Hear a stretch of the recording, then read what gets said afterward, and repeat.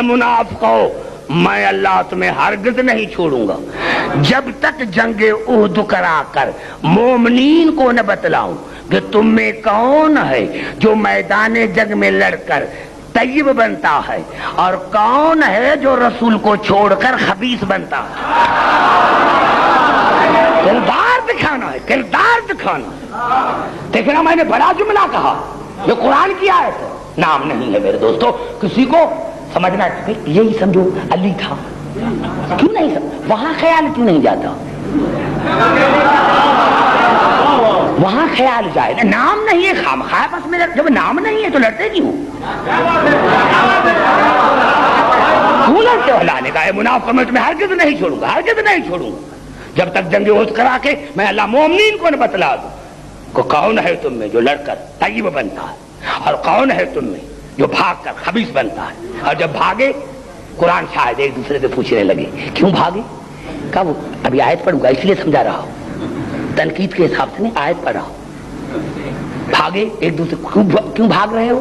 کہا پتہ نہیں ہے کہ آواز آ رہی قد قتل محمد رسول اللہ، جب رسول قتل ہو گئے اب ہم کیا کریں گے؟ بس یہ کہنا تھا۔ یا اللہ نے دوسری آیت نازل کی لا تعتذروا، اے منافقو بہانے مت بناؤ، اے منافقو بہانے مت بناؤ، لا تعتذروا فقط کفرتم بعد ایمانکم، تم ایمان لانے کے بعد کافر ہو گئے۔ سمجھ میں آ گئی بات؟ پتا چلا کہ یہ اللہ امتحان لیتا ہے کردار کا۔ تو یہاں میرے مولا علی نے فرمایا کہ قیامت میں انبیاء سائقین اسی لیے ہوں گے کہ ان کو یقین نہیں ہوگا اپنی امتوں پر کہ کہیں یہاں بھی چھوڑ کر بھاگ نہ جائے، لیکن میں آگے اسی لیے ہوں گا کہ مجھے مومنین پر یقین ہے۔ سمجھنے کی کوشش کرے، مجھے مومنین پر یقین ہے کہ جنہوں نے دنیا میں مصیبتیں برداشت کر میرے نام کو نہیں چھوڑا تو آج آنکھوں سے دیکھ کر کیسے چھوڑیں گے؟ نعرہ حیدری،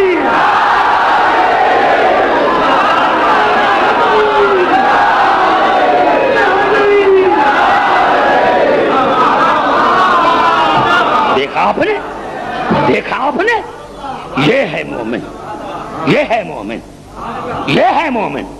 میرے دوستو یہ بزرگوں کیوں کہا ہے ماں کا بھی فرمان ہے کہ ایسی مجلس نہ پڑھو کہ مومن ان کو ڈراؤ تاکہ اللہ کی رحمت سے نا امید ہو جائے۔ یہ ہے بس دیکھو حسینیت کسے کہتے ہیں جو میں نے کر دی، سمجھ میں آ گئی بات؟ یہ ہے آل محمد کی محبت۔ ہم مرتے نہیں، مرے وہ جس کا امام مرے، مرے وہ جس کا مرشد مرے۔ ہم زندہ،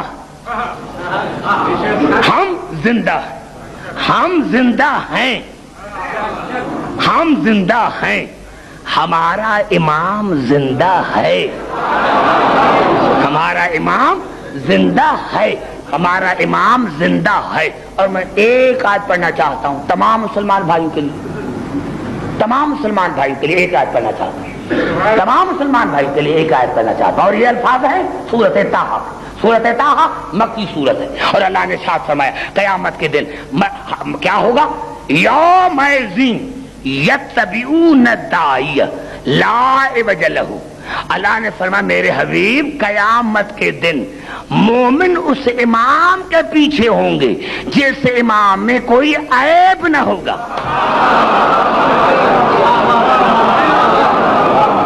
ہے کوئی ایسا مسلمان جو بتا کہ میرے امام میں عیب نہیں ہے؟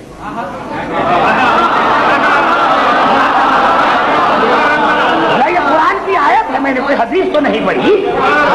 یوم یتبعون الداعی لا عوج لہ، قیامت کے دن مومن اس کے پیچھے ہوں گے جس میں کوئی عیب نہ ہوگا، عیب نہ ہوگا۔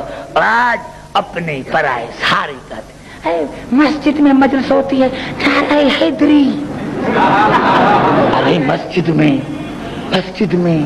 علی کا ذکر، یہ بات سمجھ نہیں آتی، مسجد میں علی کا نعرہ نہ لگا۔ میرے بھائی معاف کرنا، میں گیا تھا عمرے پر قبلہ، جتنی بھی آپ گئے ہوں گے، جو بھی چیز، جو بھی جگہ علی کے نام پر منسوب ہے سعودی عربیہ اس کو گرا دیتی ہے، مسجدیں گرا دو.